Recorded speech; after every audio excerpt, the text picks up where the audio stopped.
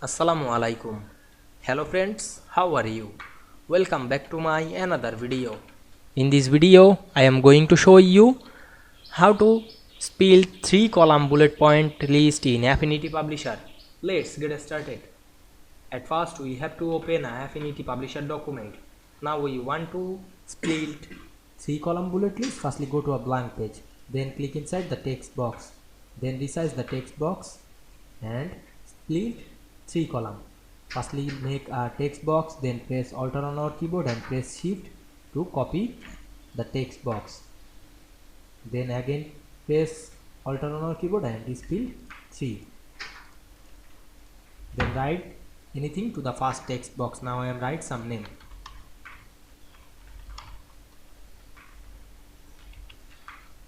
Then select the text and go to the window menu. Click the text option, enable the paragraph. Then click the bullet and numbering. Click the type drop down menu. Then choose the bullet point.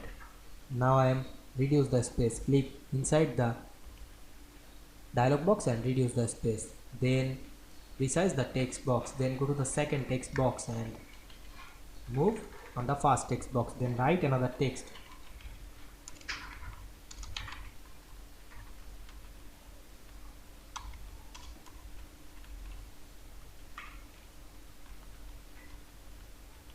Then select the text again and add the bullet point.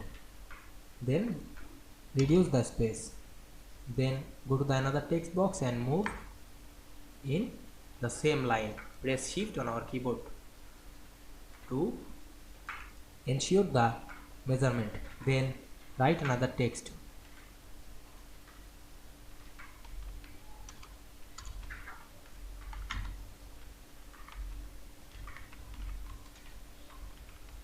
Then select the text again and add the bullet point. Then again reduce the bullet space.